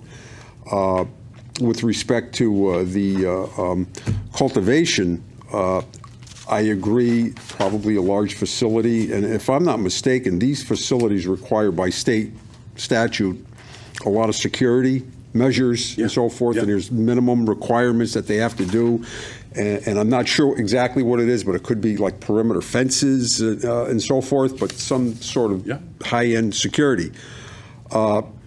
That's something that probably really belongs in an industrial area, I would think, not in a retail area or something of that nature. Again, they're probably large facilities if they're 40,000, 80,000 square feet, maybe larger. I'm envisioning that those things are going to be pretty large with a lot of security as well. And I can't think of, anywhere in the Thompsonville district where anybody would want to put one, or what piece of property would accommodate it. But anyway, that being said, if we just take that and break it apart and look at it, that it should be in an I-1 zone, or should it be in the industrial park zone, the Enfield Memorial Industrial Park Zone, or whatever. That's. I think we could decide on that pretty quickly as well, and not really consider that in a BL zone or BG or a BR zone. So just my thought. We're kind of limited in the industrial park, as I'm sure most of you know. It's, for any, I could tell you a long stuff, but I go all the way back to when the industrial park was created, by the way, so let's not go there. Some private time, I'll tell you all the stories about that. Well, it could be somebody taking over the existing facility. Yes. And as most of you know, in order for us to really continue to build there, we'd have to swap some wetlands or create some wetlands somewhere else. So that's a discussion for another time. Does anyone, picking up on what Commissioner Petronella was talking about, the industrial zone, period, would for cultivation, would anyone object to also including it in an agricultural zone? Or, because again, as I said before, I believe in Connecticut they can do a greenhouse. At least today they can. And who knows, Connecticut might change their laws. Going forward in 2 years, they could say, no, you can't have cultivation into greenhouses. Who knows? Does anyone have a real agita with that? I think agricultural probably is appropriate. Industrial is probably appropriate for cultivation. Would I want to see that in the Best Buy building? Probably not. What I would like to see is the dispensing part to be, as you point out, a welcoming type facility. We, as a commission, should provide this new business, new industry, some kind of a incentive to come and do what they want to do. Now, by restricting them to only certain parts of the town, I don't think is the right way to approach it. I agree there are high-density areas such as Thompsonville, so we should find some creative way of allowing them to do what they want to do, and that way we are presenting some kind of welcoming mat. No, I don't have preference one way or another. But what I'm saying is we should be a lot more business friendly, a lot more industry friendly. And how best can we achieve that? That's the point I'm trying to make. Thank you. Just if I can just poll here so we can give staff a little, just to get back to the cultivation, because I think we need to think about Thompsonville. We can take that, leave that on the table tonight, get back to that next time. For the cultivator, picking up on Commissioner Petronella's idea of industrial and agriculture, do you have a problem industrial and agricultural? Or? No, not at all. Either or. No. I'm good with that. One question about agricultural zone. We don't have an agricultural zone. It's Well, that's a good point. That's a valid yeah, point. it's residential, business, and then industrial. Yeah. Yeah, that's the point. Yeah. Most all agricultural property or Right. or uses is in the. So we get to Mostly they're in the I-1 they're in the. Okay. farms. No, I don't think so. Farms? No, they're all in No. residential. Right. Come to For think of it, most they're part. residential. Yeah. So when we get to agriculture, we'll have to default back to the dispensary part. Yeah. Okay. But if you wanted to limit cultivation to, I-1, you could also, we can alter the table, it wouldn't have to be considered, then manufacturing or warehousing, you can make it its own manufacturing of. But then we limit. Then we're by doing that. When we're not saying we can't have it in a agricultural residential zone. I know there isn't such, but I think everyone knows what I'm trying to say here. Do you know what I'm saying, Ben? If we say that, then we're not allowing it in those areas. Right. We need some kind of language that allows it. It allows us to at least consider it. To consider it in the residential zone? I'm not following this anymore. Yeah, I guess because the agricultural parts, a lot of the agricultural parts are in the residential zone. That'll be a big public area. Yeah, you know what I'm saying? So, Yeah. So I think what we're saying is the production facilities, the way you have it written here for separating distances and things of that nature is fine because it does mention residentially zoned property with the feet. And that would take care of the agricultural areas that are in the residential zones. And maybe we just want to add something about industrial. Or Can we size do- of property. I was going to say, can we do residential parcels that are a certain size? yeah, if you want, I can look into that. Good idea. Okay, something. Do you have yeah. a specific size, just as a starting point? That way it excludes without closing the door. Right. If it meets the criteria of a certain sized parcel, then at least it's headed in the right direction for a special use permit. 10 I don't acres, know how 20 you- acres, 1 acre? Well, No. I mean, Me, just 1 as a acre's starting, fine. as a starting point. No, well, 'Cause farms are 3 acres. Okay. can I say something with respect to that? That's getting it to something that, to me, it seems like you're spot zoning. Yeah. Okay? You're taking a piece of residential property, and even if you say it's got to be 10 acres, okay, or 20 acres, that's like a spot zone because you're looking at something that is quasi-industrial use maybe. So I don't know. Is it or is it not spot zoning, or can it be considered that? And I worry about the residents that may surround the area as well. So Not just if something to it's- consider, that's all. Not if it's a farm. Farm is 3 acres or more. And a farm can be anywhere. The only thing that I'm thinking of right now off the top of my head is like if it's something like a cultivator, the size facility that they may require, they'd be strictly limited by residential, building coverage. Whereas something like in the industrial one, they have a larger footprint to work with for their facility. Do we have empty buildings in I-1 that are big enough for that? I don't say off the top of my head. I don't know.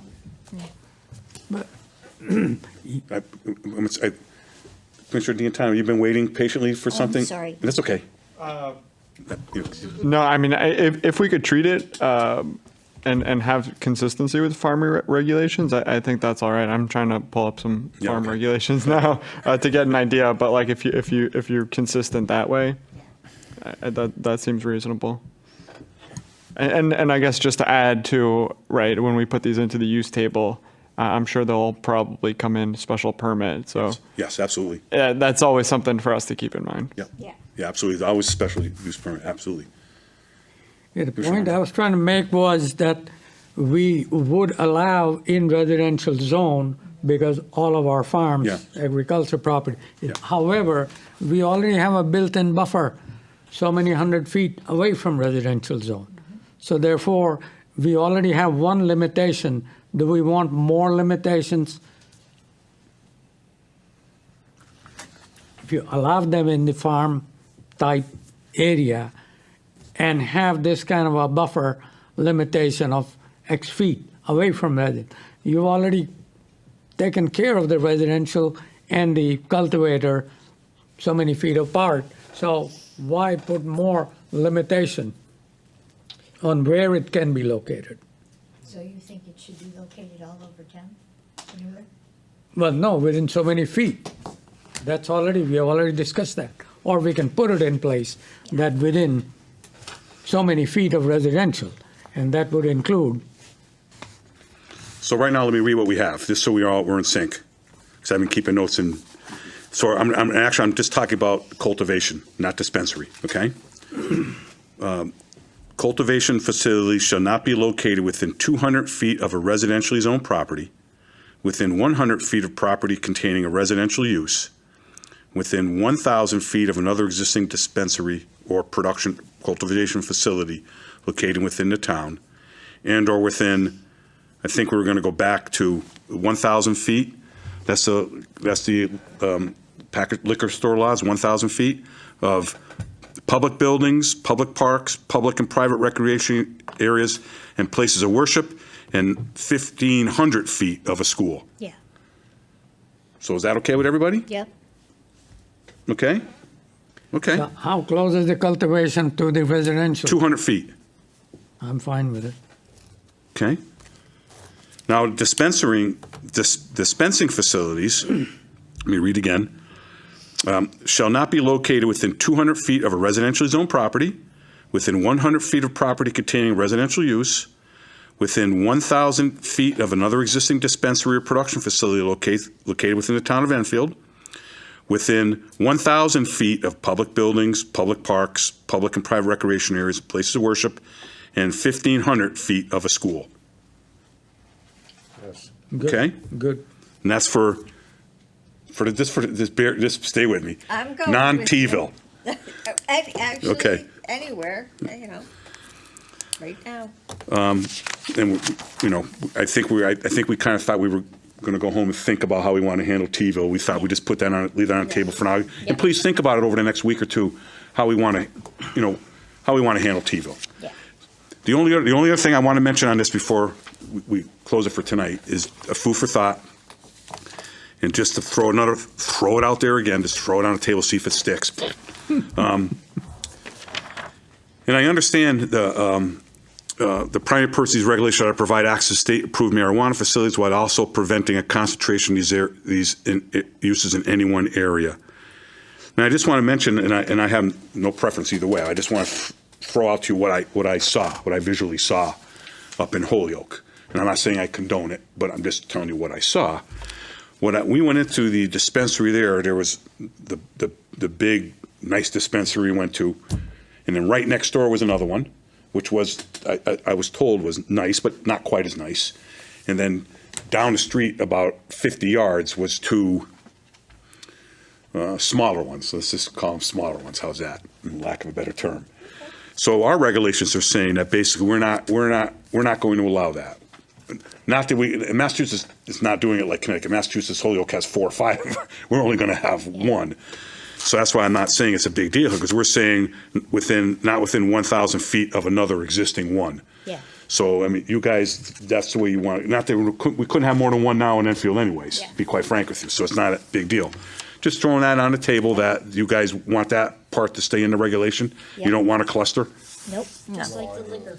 Okay. Agreed. Yep. Okay. And More customers in Massachusetts. I just have one question, Okay. and I don't think it's been, well, because right now it hasn't been clarified, but going down the road, since we don't want like clusters of them, like lining streets and that, we have a certain number of liquor permits that are allowed in a town. And would we, and this is something to think about, is limit the number of possible dispensaries and cultivators in the, well, right now it's limited by population, but in the future to limit it to like, I don't know, and I'm just throwing a crazy number, 50 in a town. And again, I don't know, like, I'm just, like, the liquor permits, we're only given so many in a town. And once they're gone until somebody decides to leave, and then we have one available. I don't know if that would be something we could do to prevent, like, the overpopulation of them. I think the state I'll is look taking into care it. of that for us, yeah, Right right now, now. he- And I think it's going to, But I think for the foreseeable 10 years future, from well, now. I don't think they're going to Yeah. allow 50. I think they're No, gradually I going to made turn, that, yeah. they're going to gradually they're turn going the to turn the spigot number on. up. Yes. But and to make sure that we're still within legal limits, being able to limit the number of people, business, of permits. And again, I don't know how the town's going to handle that. Or not the town, the state in 2 years from now, once Yeah. they start seeing. So. Okay, yeah, okay. I'll look into it. Just find out. Yeah. I don't know if that's possible. Thanks.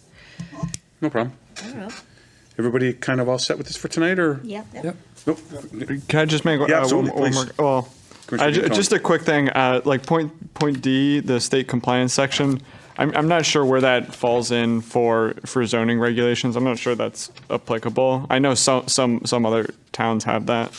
But what I did want to mention too was Part G about all vehicle parking. I know we're not going deep into Thompsonville, but just a consideration that Thompsonville does have public parking. Yep. If they can satisfy their requirements through public parking and possibly mixed on-site. Yep. I'd challenge point D because that can be unnecessarily restrictive. And then just general zoning. I don't think we talked about the use chart for dispensaries. And I'm just going to put it out there. I also think that we no reason not to keep it consistent with package store zones, which are allowed in all business and I-1 zones. So. Could you just check, my thoughts. could you check on state, that D, whether we actually need that in our To be licensed through the state? I mean, state Well, compliance? That's just state law. I think it's just redundant to put it in zoning regulation. Just Okay. My thought. I don't know if anybody's got any thoughts. Yeah, we'll let staff give us some guidance on that. Is that okay with you, Commissioner?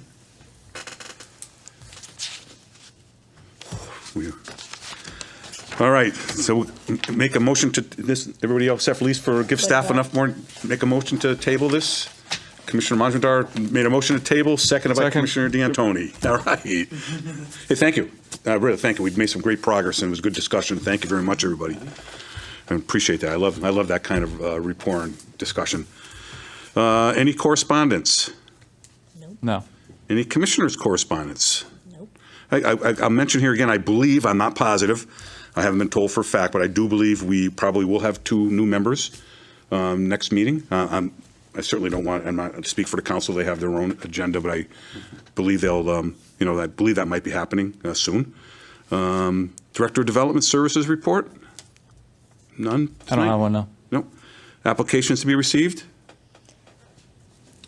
None at this time. Okay. Opportunities on unresolved issues? None. Oh, yeah, please. I Ms. Gray. do want to address the Commissioner about the floodplain. We are in charge of floodplains as the planning and zoning, so they do have to come before us. Anything that's in the floodplain, any construction done. So I know you said this should be a administrative approval, but because we are part of the floodplain, what's the? It's in the Flood ordinance. Yeah, so Yeah. it's in the ordinance, so they can't just do administrative approval, What so. I meant to say was this was an safety issue. Yes, it was a safety issue, but it's also in the floodplain. So as long as it's in a floodplain, they have to come before us. It's That's just, why it's FLD. yeah. I have been on the other side of the I fence, so I understand. know. I I've done understand. many towns in Yes. various states. But in our ordinances, that's the only reason they came before us. Okay? Normally, flood applications come in the same time as a regular application. I know this was a safety issue, but I'm saying normally it comes in at the same time, so they only go through us once. It's not an extra step normally. One thing, we have a meeting. Just to remind everybody, we do have a regular meeting next Thursday, and that will be another long night. Is it just the only item? No, we have other items on the agenda too, so that will be a long night. Not sure at this point whether we will need another special meeting the week after, because as you know, we're starting to get under time constraints with one particular application. And we have a March 13th or whatever it is deadline for that. So it will be a long meeting next Thursday, and if we start falling behind again, we might need to have another special meeting. I hate to tell you that, but I want to be right up front with everybody. So that's where we are. So with that, I will take a motion to adjourn. Motion made by Commissioner DeGray, seconded by Commissioner Grillo to adjourn. All those in favor? Aye, we adjourned at 8:25 or 8:26. I'm on here. Hopefully it has